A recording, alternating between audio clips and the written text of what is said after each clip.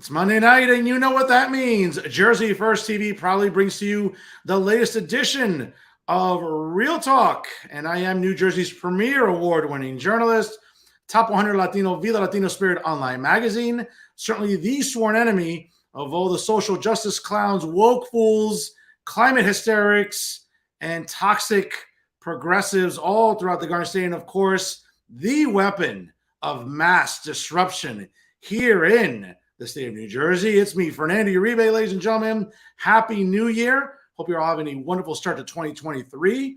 I don't know about you, but I had a wonderful holiday break. Got to go down to Miami, maybe not get the warmest of weather, but decompress a little bit, relax, recharge the batteries after an amazing 2022 with Jersey First TV. And of course, folks, as we enter year two on Jersey First TV, always remember, if it is entertaining, educational, and engaging, it's always here with Jersey First TV and Real Talk with Fernando Uribe. Now, folks, as a reminder, it's always important to check all of our social media. Make sure you like Real Talk with Fernando Uribe on Facebook, and of course, as well, make sure you like Jersey First TV. Check me out on Twitter and Instagram. It's the same handle, at the Fernando Zone. And also check out the Jersey First TV YouTube page. And wherever you get your podcast, whether it's SoundCloud or Spotify, Jersey First TV has all of our episodes there, ready to download and to take with you wherever you go, whether it's walking your dog, whether it's going to the gym, wherever it is, you listen to your podcasts on all of your mobile devices. Jersey First TV is available there for you. So, folks, again, check us out. Make sure that you do like all the appropriate pages. Follow us accordingly. And, of course, sharing is caring, folks, here on the show every single week. I want to thank you all for tuning in from wherever and however you may be doing so right here on Facebook Live via StreamYard, of course, via the Jersey First YouTube page, as well as on LinkedIn. Of course, all episodes are available on our Vimeo website later tomorrow morning. You can check out the episodes there and share them accordingly on all of your social media brands. Now, folks, again, I had a great holiday break. I hope you did too. And it is 2023. It's an election year. And certainly the big hot ticket topic this year is all 80 assembly seats are up for grabs and all 40 state senate seats are up for grabs. So quite frankly, come this November, you know what? A lot of names on our ballots. And of course, even going into June, accordingly, we'll have primaries. I'll be covering them as well as with all of my Jersey First TV teammates, which include Elizabeth Nader, the host of the Nader Narrative, and all the other great talent that we have here on Jersey First TV. And of course, folks, because it is an election year, what I like to do is certainly bring on legislators, activists, journalists, candidates, and even those that maybe, I don't know, are thinking about running, but perhaps have not made an announcement yet, aren't sure yet. Again, there's a lot of time, but folks, you know what? Here on Real Talk, there's always time to talk politics. And we're doing that this week, folks, with fellow Rutgers alumnus, Adam Elias, joining us here on Real Talk. Adam, how are you, sir? I'm doing great. Happy New Year, Fernando. Thanks for having me. Happy New Year to you, Adam. And, again, folks, and one of the things that's interesting right now, again, I have a lot of good sources. People, Adam, tell me all through the grapevine that your name's out there, certainly as a possible candidate in the 14th legislative district. I know that redistricting changed a lot of legislative districts. I know up by me in LD 33, right in Hudson County, overlooking Manhattan, a bit of a facelift, as well as nearby, LD 32, and of course south of me, LD 31. But I keep hearing some rumblings about LD 14. I know you took a stab at it in 2021. How was that campaign? And quite frankly, what did you learn from it? It was my first time campaigning for public office. It was really just starting right from the top, state ticket, really put all in it, knocked on thousands of doors from Monroe to Hamilton, the two main townships in District 14. I learned that I had a passion for this that I never really knew I had. I'd get up in front of a room, and when I go to court as an attorney, I always have some notes that I like to prepare before I get up. But when I would do the speeches during my campaign, I would just speak from the heart. And I found that was the best way I connected with the voters, the people that I would go door knocking. I found what I already knew, that a lot of people are tired. They're tired of all the issues that we have here in New Jersey.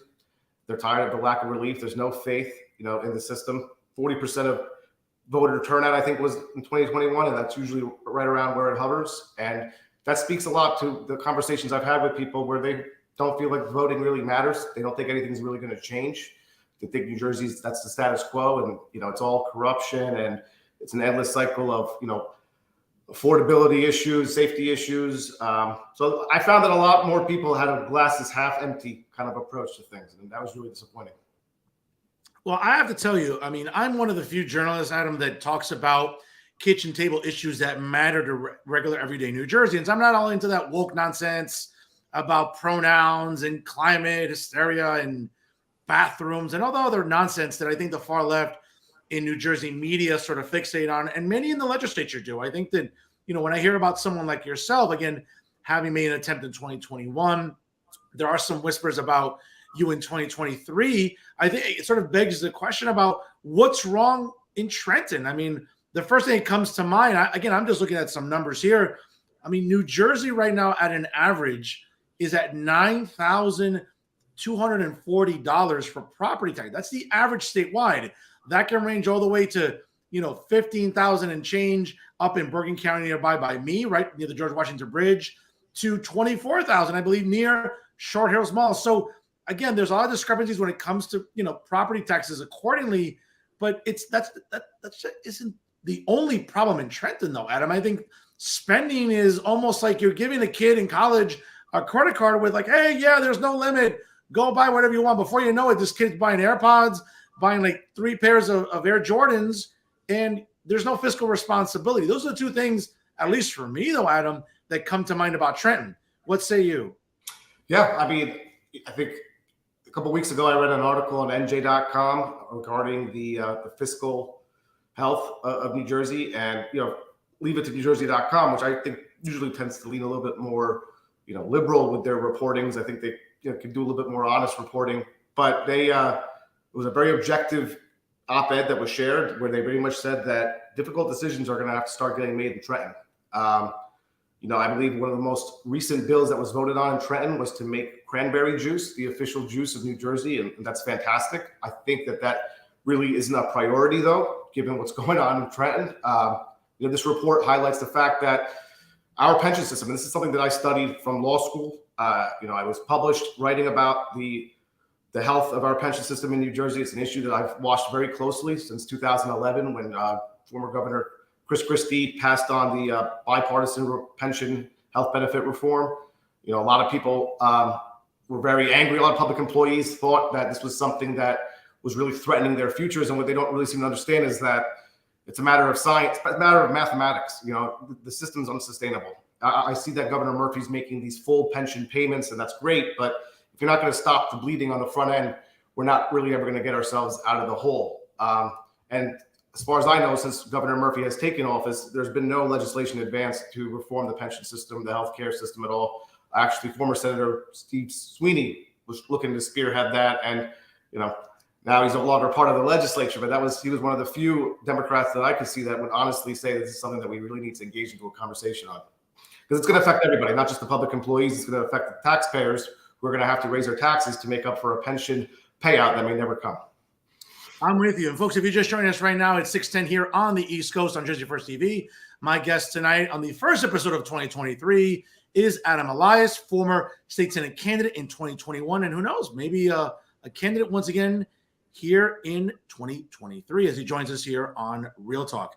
Adam, you talked about pension reform, and I'm someone that, again, having worked in government, certainly understand the importance of pensions. I think it's why a lot of us go into government work and or public service. Again, sort of the comfort of knowing that a pension's there after putting in so many years.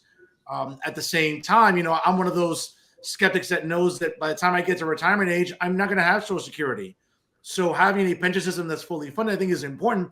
But the problem, though, is I would argue that, listen, whether it's double dipping, triple dipping, I think that is also a problem that we see through state government throughout New Jersey. It's also the fact that, listen, whether it's Governor Christie, going back even before Governor Corzine, I think that state employees oftentimes get a little fickle about having to pay into the pension system when, let's be honest, for a very, very long time, state employees reap the benefits of sort of very low premiums.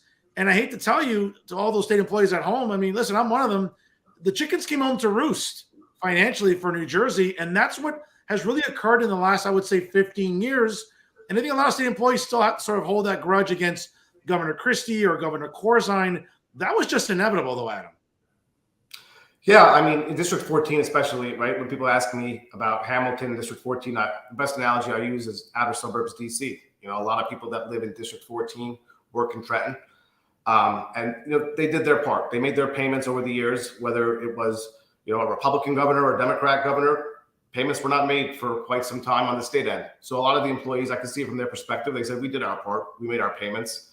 You know, you talked about how going into public service, one of the reasons is for that pension security, the retirement security. And it used to be an understanding that, all right, you're going to take a sacrifice in terms of a salary, in terms of the short term, by going into public service, and, you know, you'll be rewarded with a pension.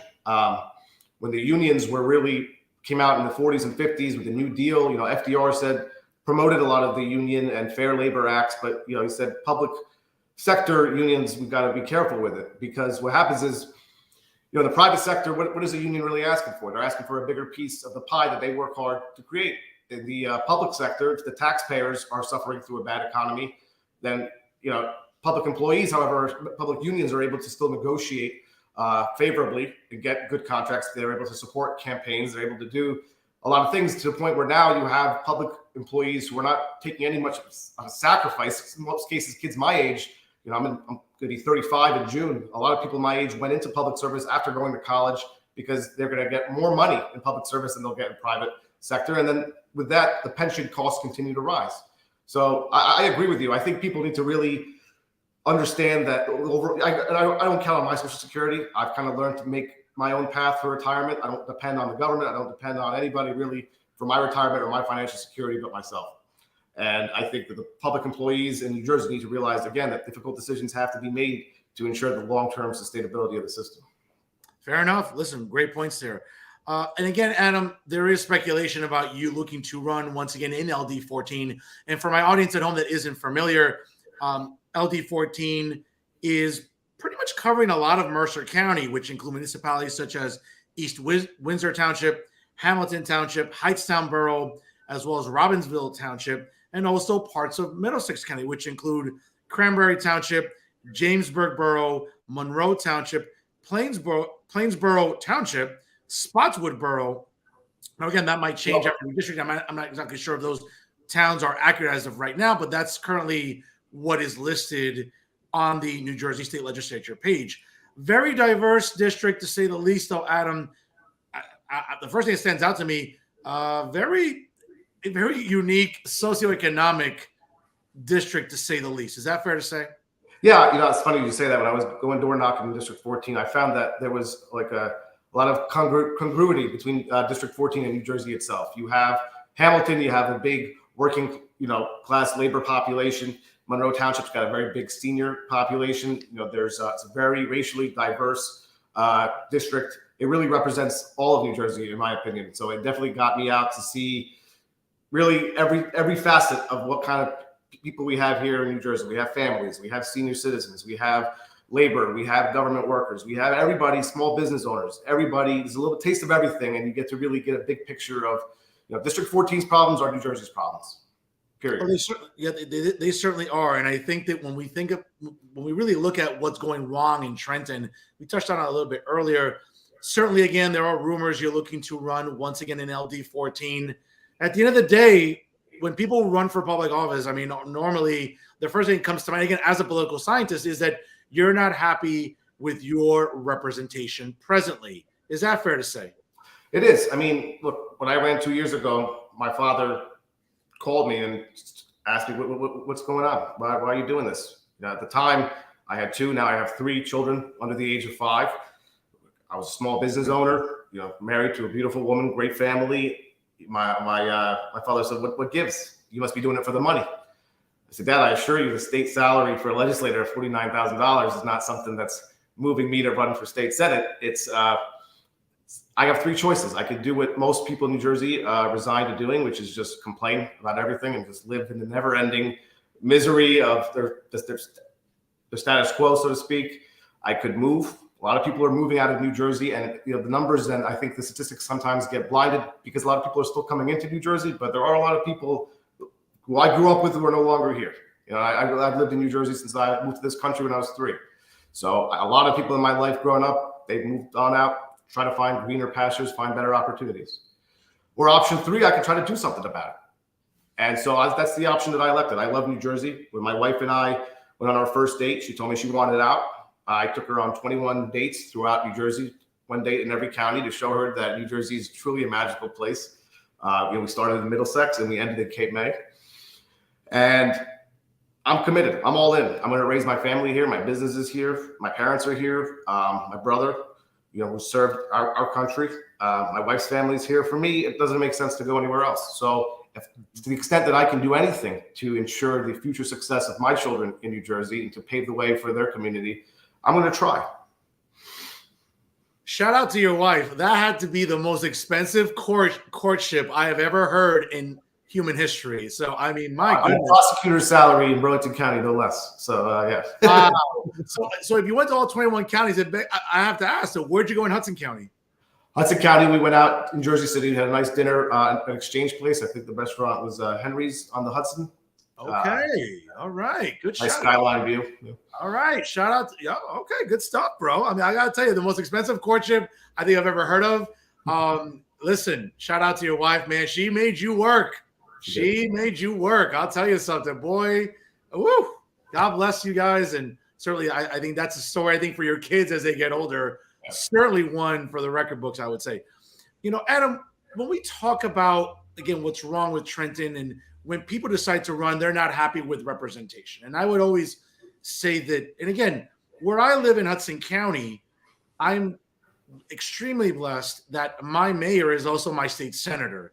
He's a Democrat, but he's a very pragmatic, I think, center-left, very just sort of blue-collar, working-class Democrat, because that's what Hudson County, at least where I live in LD 33, that's what the district is. So my state senator, Brian Stack, is a guy that is very pragmatic, the most accessible state senator, I would argue, the most accessible legislator anywhere in New Jersey.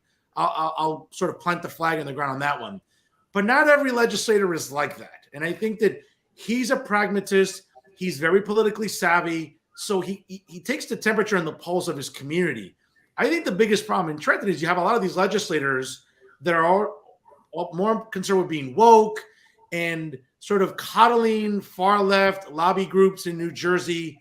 And I think that does a disservice because what it does is, it balloons the budget when we talk about, listen, case in point, and I go all the time after these insufferable activist groups. But for example, under the Murphy administration, another budget, I'm sure it's budget season, they'll do this again.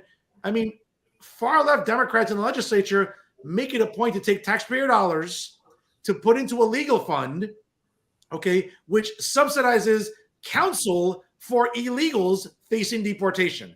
Only in New Jersey would you see that type of asinine spending. But again, leave it to far left Democrats and Governor Murphy, to think that this is okay or that New Jerseyans stand behind this. I think that's a big disservice that many of the far left in the legislature do to New Jersey taxpayers. Where am I wrong there? A lot of people think that they write New Jersey off as a blue state. Obviously, when you have a Congress where I think 9 out of 12 representatives are Democrat, we have the majority of both the Senate and the General Assembly are Democrat for over 2 decades now. It doesn't give people much pause that this is a blue state. But, talking about that working class, just even neighborhood in Hudson County, there's a lot of people, when you go door to door knocking, you find a lot of people share those more conservative values. New Jersey's not really a blue state. It's an unaffiliated, apathetic state, really, to the whole thing. But they're really, sure, there's a lot of big Democrat voter block. And, obviously I think they were measuring it at 1 million votes more than the Republican Party back in 2021. Those numbers have probably changed a little bit since then. But I think that it's a little bit out of touch. You have people in Trenton, like you just said, you have a mayor who has their ear to the ground, also serving in Trenton at the same time. You know, here in District 14, I live in Monroe Township. Linda Greenstein, you know, comes and goes when it suits her, but I went really full on the offensive against Linda because we have issues here in Monroe with funding. You know, simple school funding. It's one of the top 5 most rapidly expanding towns throughout the 2010s. The population grew by about 25% in a decade, which is pretty significant in New Jersey, and we're lagging on school funding. And you know, I went to a lot of Board of Ed meetings last year, actually threw my hat in even to the Board of Ed race, because I felt that this was something that I could kind of continue to build on from 21, where I wanted to have a conversation. I thought that the Board of Ed needed to have some type of connection to Trenton, to have someone that really understands what we're actually feeling here in the community. When you have legislators who are very out of touch with the community, with the neighborhoods, you know, listen, it's not easy. Even if I give them the benefit of the doubt, you're running around a district with multiple municipalities. Maybe you're not going to give everybody the same amount of attention, but at the same time, these are issues. We've asked her to come to a board meeting for almost 2 years now, and she hasn't done it. She refuses to do it. I've never seen a representative that just outright refuses to go and speak to constituents. I actually saw Linda Greenstein at the Monroe Township Green Fair, an environmental day. You know, she does a lot of environmental legislation. She was responsible. If you're wondering why you can't carry plastic bags anymore, you can thank Senator Greenstein for that. And we got into a discussion. I was trying to have an intellectual conversation with her about the fair funding formula and its flaws.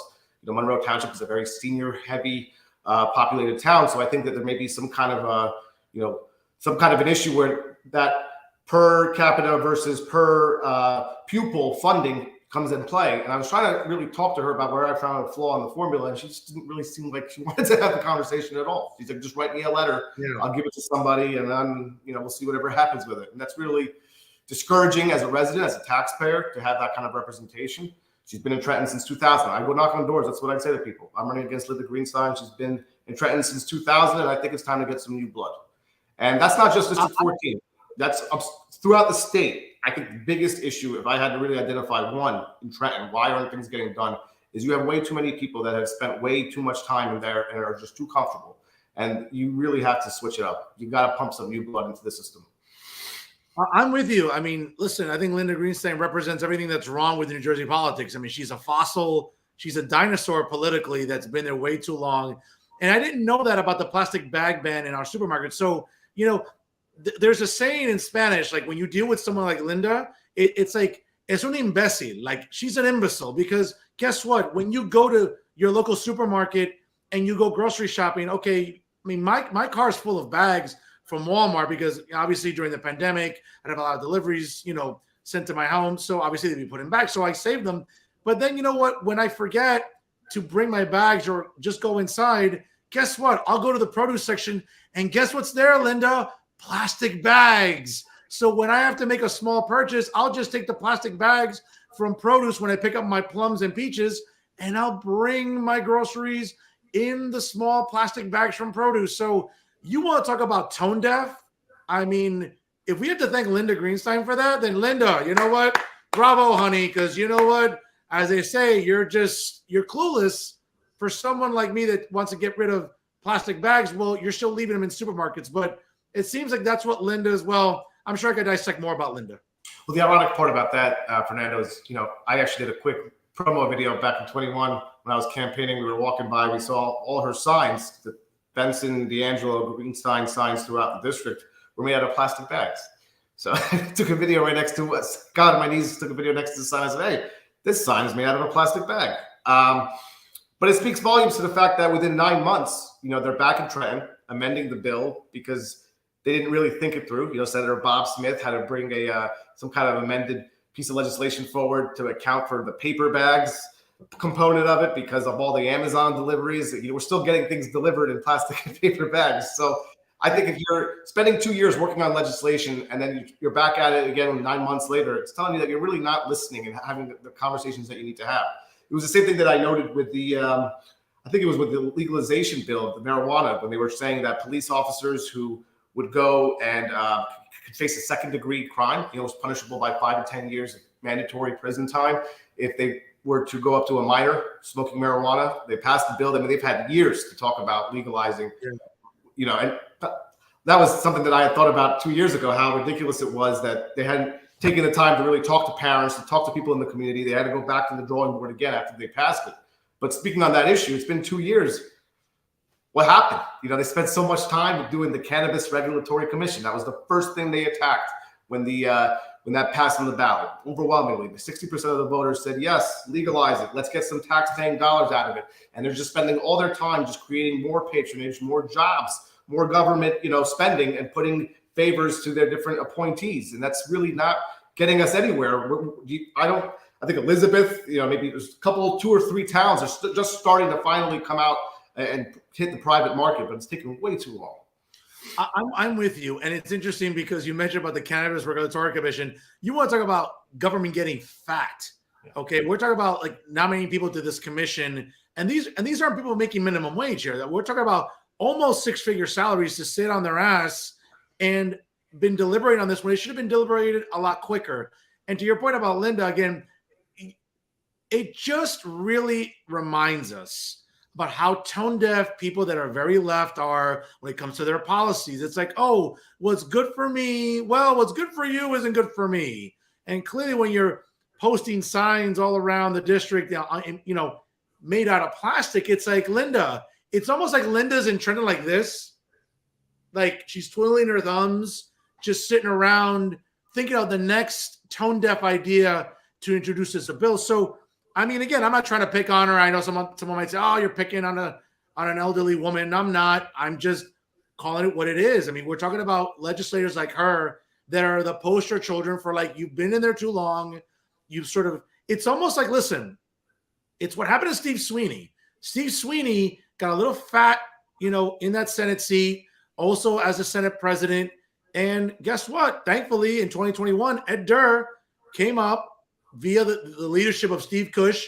Shout out to Steve and that great campaign.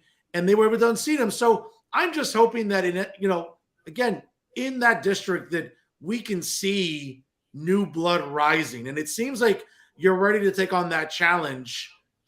Whenever you make an announcement, I'll be curious to hear it. And I'll certainly be looking forward to that.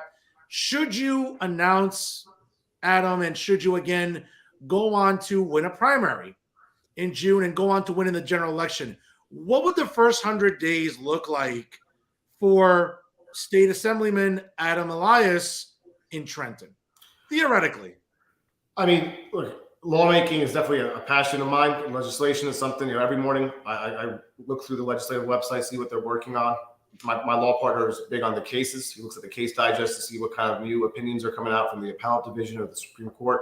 I like to follow the legislation. And, for me, I think just as good as a legislator does not need to necessarily keep creating bills. I mean, you look at, again, I don't want to pick on her either, Senator Greenstein's list of bills that she has sponsored or written one after the other. And I think you could be just as effective as a legislator by peeling back the onion. So I'd want to spend my first 100 days peeling back ineffective legislation that's been passed over the last few years to the extent that I could. Obviously, it's all about having a majority.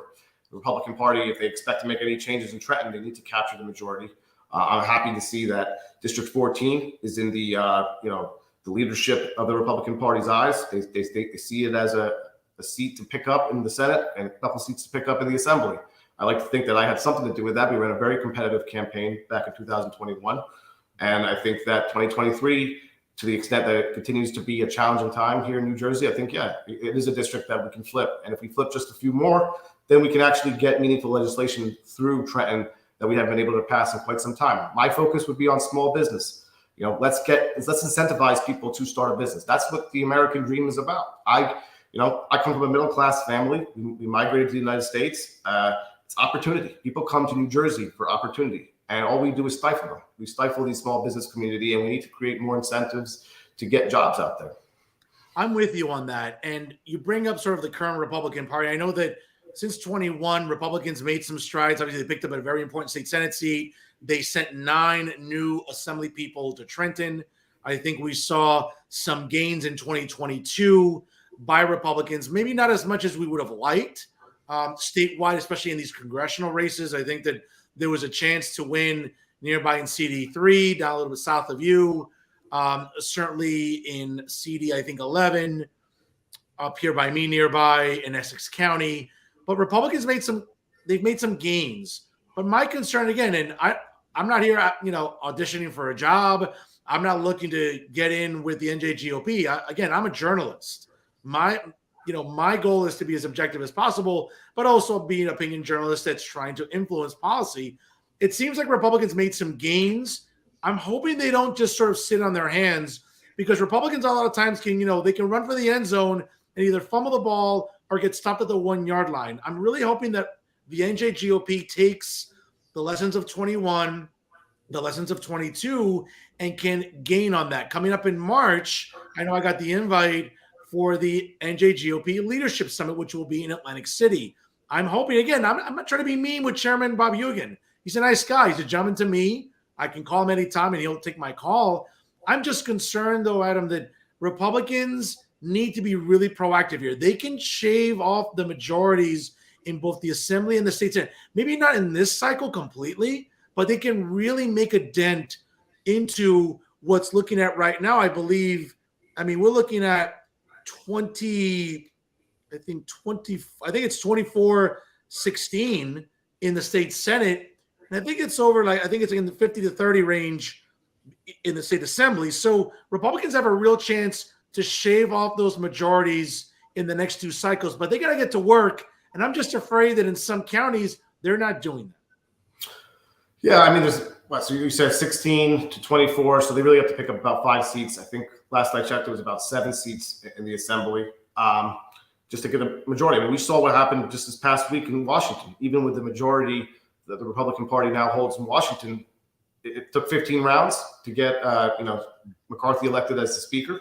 So just because you have a majority, I'm sorry, real quick, I'll let you finish, but I just looked at the numbers here.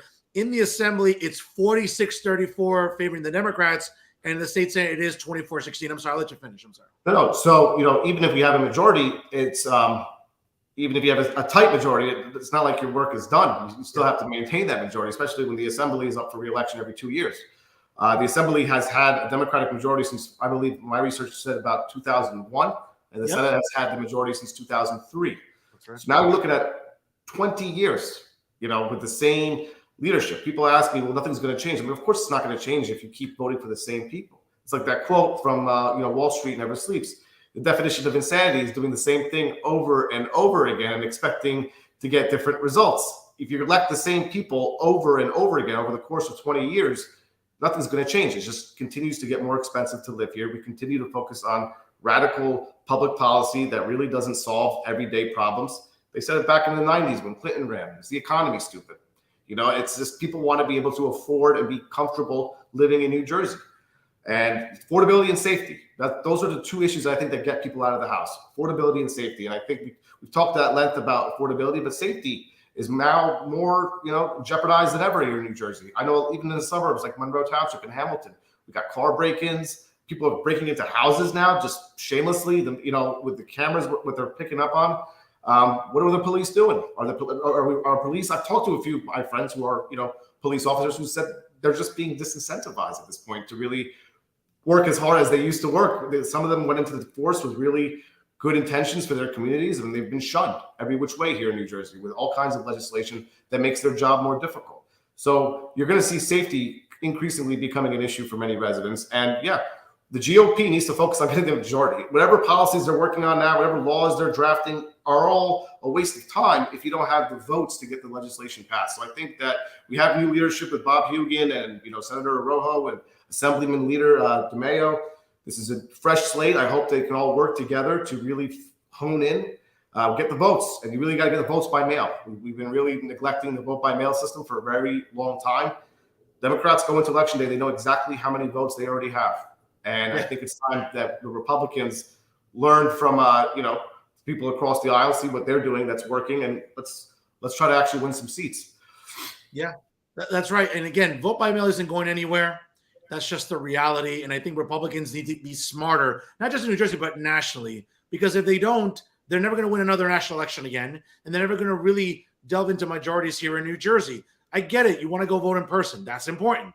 But I think Republicans have to be smart with the message of, hey, listen, vote by mail isn't going anywhere. Let's be as smart as Democrats have become with vote by mail because, again, it's not going anywhere, and it's something the Republicans can use to their advantage. We saw Republicans make some gains in registrations. It seems from what sources tell me that the Mercer County Republican organization is really sort of rolling up their sleeves here, and they want to flip some seats. So, I mean, I think that sounds very promising, especially for someone like yourself who's looking to run again. You haven't formally announced anything yet, but it seems like the tea leaves, from what I hear, seem like, that's going to be inevitable sometime soon. Adam, before I let you go, obviously you've been a gentleman to be on with me as long as you have this evening, so I appreciate that. I have to say, though, I look at you, I read about your candidacy in 21. I'm reading about maybe a possible candidacy in 2023. That remains to be seen. We'll see. Obviously, I know there's not necessarily a reorg meeting, but I know that there are some Mercer County events coming up. We'll see where you stand there in the coming weeks. But listen, I like everything I hear. You're knocking on doors. You have a great grasp of policy. Again, a fellow Rutgers alumnus, so I know you're intelligent. That's the other thing that really stands out for me. But, I want to wish you luck, man, because I ran for state assembly back in 2011. I know how hard it is to run a grassroots campaign, fundraise, knocking on doors, use the power of social media, use the power of the internet, and be able to get people's attention. I think you've been doing that. You did it in 21. It seems like you're going to continue doing that in 2023. So I want to thank you for your time, for being a fan of Real Talk with Jersey First TV. So I want to get you back on later on this spring if you do indeed announce maybe an update on what you're doing. And I look forward to that. I'll give you the last word here tonight on Real Talk. No, I appreciate all your kind words, Fernando. In 21, I really had initially ran for the assembly seat. District 14 had failed to nominate a candidate for the Senate at both the Middlesex and Mercer County conventions. If you want to run, you got to have a strong line from top to bottom. So I stepped up and ran for the Senate. Was not something that I had planned to do, but I knew I had to work twice as hard as a Senate candidate. Now we have Pat Johnson, who was from District 15. She ran a very good campaign. We got to know each other very good. We had the same goals, same vision of New Jersey.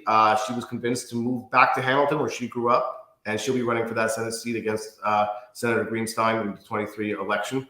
And I wish her all the best. I know she has my support, and I think she will be someone to really watch in the coming months. From my end, I see that Dan Benson, who's been in his assembly seat for about a decade, is now taking a different side road for himself. He's going to try to run for the Mercer County executive to oust, Brian Hughes, who's been at that seat for 22 years himself. So, we'll see what that brings to Dan Benson, but that does bring a vacant seat to the legislature. So I'd be lying if I said that I don't see some opportunity there. I have to think about my family. I went into 21 with 2 little girls. Now I have 2 little girls and a boy who was born on 2/22/22. Wow. And I got to really, sit down with the family, think about whether this is something that is a matter of timing is in the cards. But, for me, I've always operated under the idea that if not now, then when? And I can't sit back on the sidelines and just watch New Jersey continue to decay. I need this to be a state that's going to work for my family, my community, my friends, my clients, and for you. So I appreciate you having me on the show. I definitely think you'll hear from me sooner than later as far as what I plan to do in 23 and what kind of things I have in mind in the months ahead. So thank you again for having me on the show. I'm glad to kick off the year, and I hope to be back on your show in the future, with having contributed in one way or another to the turning of the tides here in Jersey. Adam, you're a good, strong, smart conservative. I see a good future for you, man. Keep at it, and I'll be keeping an eye on you in the coming weeks here in New Jersey politics. Folks, he is Adam Elias, quite possibly a state assembly candidate coming up in the next few weeks here in the state of New Jersey. He's a guy to watch out for here, again, ladies and gentlemen, in the Garden State. So, Adam, thank you so much for your time. God bless you. Happy New Year. And we'll talk to you again soon here on Jersey First TV. Happy New Year, Fernando. Hope the show continues to rock on throughout the year. Thank you. Thank you so much. I appreciate that. I'll keep raising hell. Don't you worry. Have a good night, bro. Take care. Take care. Folks, great show tonight. Again, with Adam Elias. Again, hasn't made any formal announcements. You can tell he's sort of interested. We'll see what's coming up in the next few weeks as candidates, possible candidates themselves will be looking at the tea leaves, as they say, and looking to see what they'll be doing as primary day is coming up in June.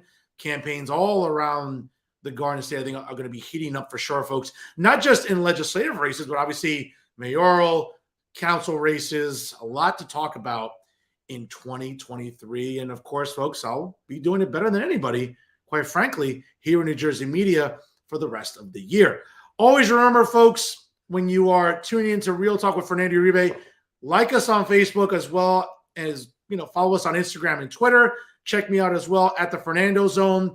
Check out the Jersey First YouTube page. Great traffic in 2022 as we're just up and coming, as they say. And wherever you get your podcast, make sure, whether it's on Spotify or SoundCloud, download all the episodes of all the great programming available at Jersey First TV.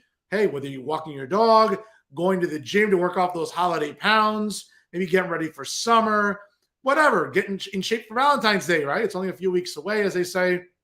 Wherever it is, you get your podcast, download Jersey First TV, and take it with you wherever you go. And of course, make sure you like us. Sharing is caring, folks. Share our episodes, not just Real Talk with Fernando Uribe, of course, the Nader Narrative, hosted by the amazing Elizabeth Nader and all of the other amazing talent as well on Jersey First TV.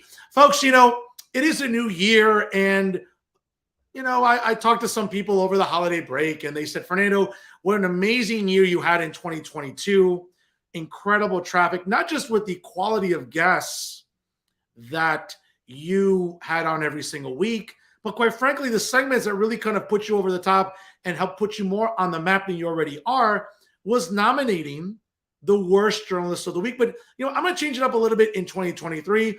We'll still continue with the worst journalist of the week. But you know what? If there are horrible people, and there are plenty in New Jersey politics, guess what? If I need to, I'll nominate the worst person of the week in New Jersey politics. You want to stay tuned for that. But more so this, ladies and gentlemen, because I think that over winter break, certainly talking with a lot of people, the consensus was, Fernando, you're doing a great job. You're talking about issues that matter to regular New Jersey residents, not the woke nonsense, not pronouns. No one cares about pronouns. I could give two drops of piss about pronouns and bathrooms. Okay, I don't care about inclusive language. I care about precise language. Okay, that's what I'm about, and the traffic demonstrates that. Okay, so a lot of people were like, well, do you want to try to be nice in 2023? I thought about it, but no, I don't want to be nice. I want to win. And that's what I've been doing since going to Jersey First TV. I've been winning.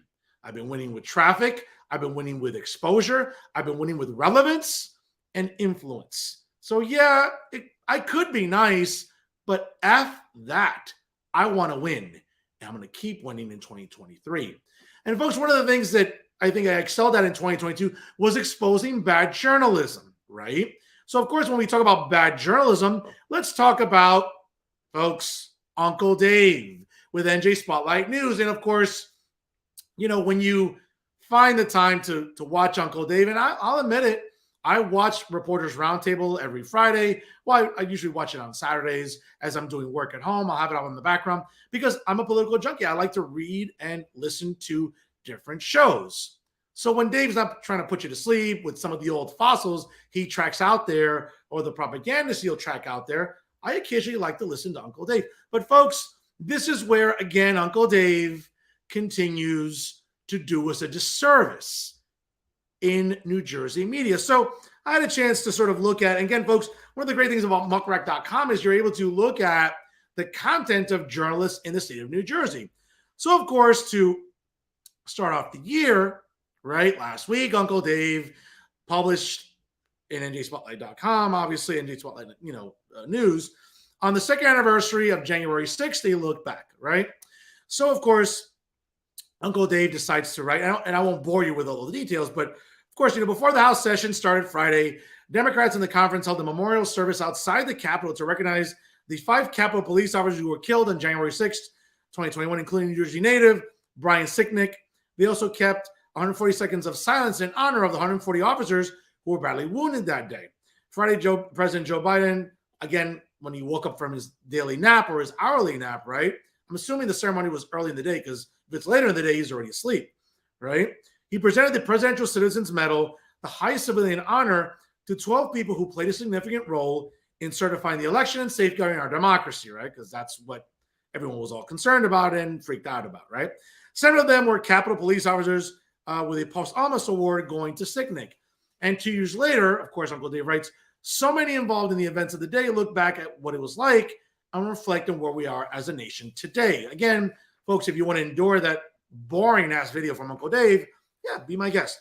But you know what's funny, Dave? When I look at, you and other, so-called journalists, because what you really are is just, you're propagandists masquerading as journalists. And Uncle Dave leads the pack, obviously, to no one's surprise. But you know what's funny about Uncle Dave? Uncle Dave, Sleepy Al, Alan Steinberg, Maxi Pads, Max Pizarro, Little J. Lassiter, Boring Bobby Hannelly, and all the other and stuff, Tommy Boy, Tom Moran, they all seem sort of ejaculate in their pants about January 6th, and they fixate on it, and they write about it, and they write about it, and they're just putting us to sleep with January 6th. Folks, you want to know why conservatives like me don't care about January 6th? Because, and again, I have the receipts, okay? We can look at how outraged Uncle Dave was, as well as Maxie, as well as little JJ, as well as Allie and Bobby and Tommy, right? Going back to the summer of 2020, right? Where, for example, and again, I'm just sort of looking at some information, which is really, really interesting to me, right? And I made a point to download this, right? But here's something from the U.S. Secret Service Media Relations site, right? So on Saturday, May 30th and into early Sunday, May 31st, 2020, U.S. Secret Service Uniformed Division officers made arrests near demonstrations which were on 15th Street Northwest and along Pennsylvania Avenue, right? Some demonstrators repeatedly attempted to knock over security barriers and vandalize 6 Secret Service vehicles. So between Friday night and Sunday morning, that Memorial Day weekend, more than 60 Secret Service uniformed officers and special agents sustained multiple injuries from projectiles such as bricks, rocks, bottles, fireworks, and other items. Secret Service personnel were also directly physically assaulted as they were kicked, punched, and exposed to bodily fluids. A total of 11 injured employees were transported to a local hospital and treated for non-life-threatening injuries, thank the Lord. No individuals crossed the White House fence, and no Secret Service protectees were in danger. But again, rioters, peaceful protesters were making it a point to try to break through the barricades outside the White House. But do you think, again, folks, this is from the Secret Service website. It's not like I'm making this up. You can easily Google this, right? And of course, in addition to that, at least 150 local and federal officers were also injured during the first weeks of protest in downtown Washington, D.C., as well as other numbers throughout the country, right? So, for example, in early June, it was reported that up to 750 officers were injured during those weeks of demonstrations, right, for BLM and you got to be down. But do you think at one moment Uncle Dave and the rest of the insufferable propagandists in New Jersey media ever once went on social media, right, to talk about BLM and the destruction that they caused to not just Washington, D.C., but cities all across the country where billions of dollars in property damage were incurred? I mean, you saw police stations being burned in downtown Minneapolis. Do you think at any point in time, Uncle Dave, right, when he's not fixating on what sandwich to buy in the food court, near the NJTV, NJ Spotlight News Studios, would talk about that on his social media? Of course not. Because, Uncle Dave's got to be one of those Boricuas that you got to be down. You got to be down with the cause, yo. You know what I'm saying? So whether it's, glorifying career criminals like George Floyd, right, which, again, if you're not writing about protests or you're not as equally outraged, Dave, then to be selectively outraged on January 6, 2021 makes everyone realize you're full of what? Feces, manure, right? The substances that we defecate, right? We all know you're full of it just like everybody else. But Dave doesn't want you to know that. Dave would rather virtue signal, right, when he's not picking up his next sandwich, right, to talk about the 2-year anniversary of January 6th, right? Looking at $2 billion in property damages, right, where rioters and, again, peaceful protesters, right, in the name of Black Lives Matter, a Marxist garbage organization. We all know it's been like that for 10 years now because they started in 2013, okay? Again, businesses were destroyed. Lives were permanently damaged, okay? Across the river in New York, I know police officers personally that were injured, I know people across the country that were injured too. Do you think Uncle Dave would ever write about that? Of course not. He's too busy virtue signaling. So on this anniversary, so again, Dave, I, with all sincerity, because again, you know what? If I expect anything intellectual from you, I might be waiting for your Mets to win a World Series. And we know that's not happening either. Okay. But when I think of January 6th, yeah, folks, I'm sorry, bro. But I think about gas prices being low, a better economy, not the virtue signaling nonsense that you peddle. But it seems to me that that's all you're good for. But of course, speaking of January 6th and propaganda, folks, leading the way, we always know it's Insider NJ and the propagandists that reside there. Now, shout out, again, I'll give credit where it's due.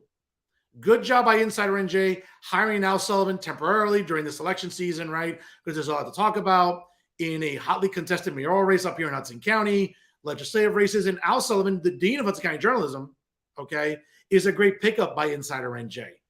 It doesn't sort of overcompensate for the fact that the rest of the cast, again, let me also include Fred Snowflake, because Fred's a good journalist. He's a good writer. I like reading Fred Snowflake's columns. I don't agree with anything that Fred has to say politically because we just differ. But at least thank God for Fred Snowflake and now Al Sullivan. Does it overcompensate for the rest of the garbage propagandists and Insider NJ? Of course not. Because again, when we talk about January 6th, again, folks, you can look at the columns. You can look at boring Bobby Henley, okay, talking about January 6th, right? Talking about what's going on, with the dysfunction and everything else, in Washington and folks. This is the thing. People like Bobby Henley, okay, people like Bobby Henley love to have outrage. But again, look at Bobby's social media. Did it ever occur to Bobby to write about, I don't know, the billions of dollars in damage that BLM rioters and protesters, folks, that's what they were, rioters. They were thugs. They were garbage people destroying public and private property. But here's Bobby, again, ejaculating all over himself about January 6, 2021. And I get it. That was wrong. I'm not condoning that. But be consistent, Bobby. And that's the problem with you and Uncle Dave and Sleepy Al and Maxi Pads and Little JJ, okay, and the rest of the ilk at Insider NJ and the rest of the other journalistic apparatuses in New Jersey. Be consistent. You're all fixated. Were you outraged about all the damages and the billions of dollars in damages done by BLM during the summer of 2020? Of course not. You're too busy virtue signaling again as a socialist, right? Publishing on socialist websites. And of course, Insider NJ enables your nonsense. Okay? Whether it's you or the other propagandists, again, at Insider NJ. Of course, when we think about January 6th, folks, I'll never forget January 6th. I'll never forget how good gas prices were for me in filling up my gas tanks. When I think of January 6th, that's what I think about. Not the virtue signaling from Uncle Dave, or Bobby Henley, or Max Pizarro, or Jay Lassiter, or Alan Steinberg, or Tom. Folks, I don't think about that. I think about this. I think about how great it was to fill up my tanks, what a great economy it was. But again, keep virtue signaling, guys. It's why publications are down, subscriptions are down, and people don't take you seriously, right? Whether it's Boring Bobby, of course, we think about the other virtue signalers, for example, the editor-in-chief at Insider NJ, when he's not riding horses or horses are riding him. Again, Maxie loves to write boring-ass columns. What else is new? Talking about Donald Payne and so the perception of how Herschel Walker was perceived. Yes, a black man who wasn't the best candidate, but came within really percentage points of winning a Senate seat. Can Republicans do better in 2023 and 2024? Absolutely. But to poke fun at it, I just think looks unnecessary, Max. But again, that will require Maxie to have integrity. We all know he doesn't have any. Okay? It's a 4-syllable word that he struggles with as well as everybody else does at Insider NJ. Again, excluding Fred Snowflake and Al Sullivan. Right? But certainly, when we talk about the fixation on January 6th, we talk about everything else, folks, did we ever forget Sleepy Al, right? Who has the audacity to write a column on State Senator Michael Testa. And folks, don't be fooled. Sleepy Al is as devious a snake as there is in journalism. Okay, those little backhanded compliments to Mike Testa. Let me tell you something, folks. Don't buy it. Okay, the minute Michael Testa does something that he doesn't like, again, whether it's not acquiescing to woke nonsense, like clearly Sleepy Al does. Okay, you would think that for as much as Al sleeps, those bags under his eyes wouldn't exist, but that's a conversation for another day. Okay, don't be fooled, folks, by Alan Steinberg's columns complimenting Republicans, because at the end of the day, he'll never do that in good conscience. He would rather focus on pronouns and climate hysteria and all the other social justice nonsense that people like Alan Steinberg tend to coddle and write about in his columns that aren't taken seriously anymore. And again, bad job by the New Jersey Monitor. I used to have respect for Terrence McDonald. What are you doing, Terrence, giving a platform to this clown when we all know he's intellectually bankrupt? He's in his mid to late 90s, espousing the same typical garbage he's been espousing for years. Terrence, you should know better. You're a Hudson County guy. I used to have respect for you, but when you start enabling clowns like this, I used to think the New Jersey Monitor had some credibility. It doesn't anymore if you keep, paying guys like Alan Steinberg any sort of salary or any sort of money for his absolute jokes that he passes off as columns. All right, folks? And that's the thing. When we talk about Insider NJ, we talk about, again, probably the chief virtue signaler there, Pete Elliot's general manager. Because Pete's not concerned with making sure that Insider is a reputable news site that's objective. Of course not. That went out the window a long time ago. Okay? That escaped a long time ago. And yeah, Pete, it was nice to run into you at the League of Municipalities. Thanks for all the free drinks. I'm sure that later on this year, when I go back to Atlantic City, I'll keep having more drinks courtesy of you and the Graham family at the League of Municipalities in November at the Tropicana again. So I'm looking forward to that because, hey, who doesn't like free liquor, right? But this is the problem, folks, that whether it's the aforementioned, again, they're all enabled by this guy, Pete Elliott, who, again, all he's concerned about is money, getting money from advertisers, from some insufferable organizations or contributors, right? And doing that. But again, he'll have the audacity to tell you, again, because he's also the chairman of the Hawthorne Democratic Committee, right? How a guy who's the general manager of a news site can be the chairman of a Democratic committee in a township and that not be a conflict of interest. I'm waiting for someone to explain that to me. Whether it's Pete, whether it's Maxie, whether it's Al, anybody at Insider NJ. Again, if you have the set, come on the show and debate me about it because I'd love to hear your rationalization. But here's a newsflash, folks. None of them will because none of them have the set to come on the show and get challenged. See, this is the thing, though. They don't like getting called out on their BS, which is all they peddle over at Insider NJ. Again, enabled by its general manager, Pete Elliott. So, folks, again, I can't say enough about, quite frankly, the propaganda we're subjected to still in 2023 at Insider NJ. But, of course, last but not least, folks, when we talk about bad journalism in New Jersey, of course, it's a Star Ledger. And when we think about the Star Ledger, yes, the resident virtue signaler himself and the resident chief propagandist as well, the editor-in-chief there, Tommy Boy Tom Moran. Looking at columns here, and folks, this is what's funny. You got to read some of this. This is a really, really good column here. I guess, maybe when he was going to his local Starbucks, maybe hungover from New Year's, who knows? I can't imagine Tom Moran partying. He doesn't strike me as a guy that you want to be around come New Year's, but that could be me, right? Really awful column. Is America the best country? That's the wrong question. No, Tom, it is the right question. The United States of America is still the best country, where capitalism has still been a liberating force throughout the world, where historically the United States has been a symbol for freedom and progress and prosperity. But leftists like Tom Moran won't tell you that because he'd rather virtue signal about, how bad the United States is, right? And still, again, this sort of fixation on MAGA culture. Folks, the 45th president, he's not president anymore. He can't hurt you, Tom. Same thing with Alan Steinberg and Max Pizarro and Bob Hennelly and David Cruz and Jay Laz. Donald Trump's not in office. He can't hurt you anymore, okay? But yet he still lives rent-free in all of your heads, okay? He's not going to be the nominee in 2024. It's going to be Florida Governor Ron DeSantis. And I'm sure between now and then you'll bitch and moan about what's wrong with Ron DeSantis or other Republicans that, hey, maybe don't subscribe to a MAGA culture, but are strong conservatives that don't acquiesce to the woke nonsense that you like to peddle in your columns. Folks, again, I got to tell you, what bothers me as an award-winning journalist, okay, is the fact that these propagandists, people like Tom Moran and others, continue to peddle their nonsense. You want to know why the Star-Ledger is losing subscriptions? You want to know why NJ.com is begging for money? Because no one takes it seriously.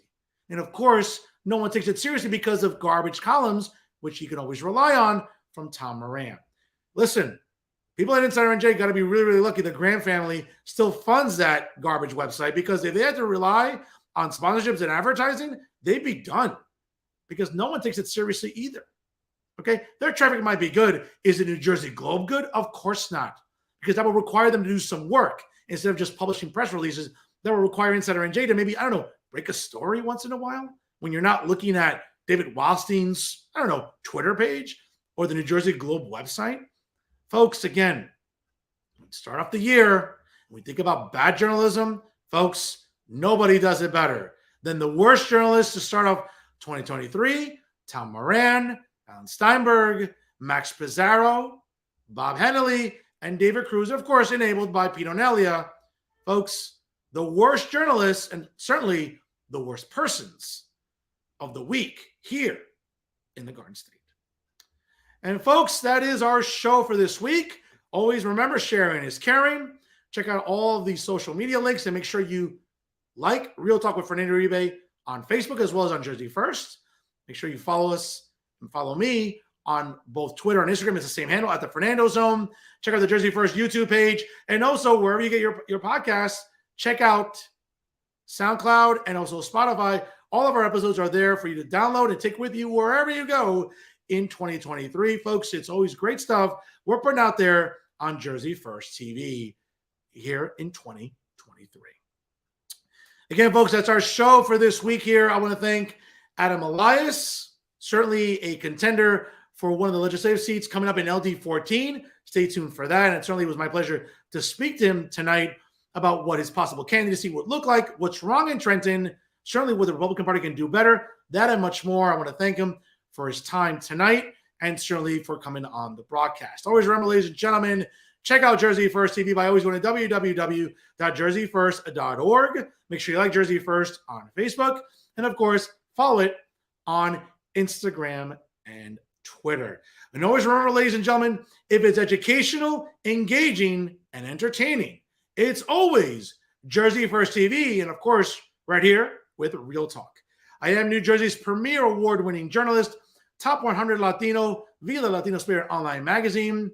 Without a doubt, the sworn enemy of all the social justice clowns, woke fools, pronoun hysterics, and all the toxic progressives throughout the Garden State. And yes, folks, your favorite conservative. It's me, Fernando Uribe, saying so long, Happy New Year. Happy to see you, of course, start your new year off here with Jersey First TV. Folks, I'll see you next week here at 6 p.m. Eastern Time, once again, for the best analysis and commentary about everything going on in New Jersey politics. It's always here, Real Talk, with yours truly, Fernando Uribe, via Jersey First TV. Folks, have a great start to 2023. We'll see you next Monday night here at 6 p.m. Eastern Time. And always remember, let's keep on talking right here with Jersey First TV. I'm Fernando Uribe. Thank you so much for watching.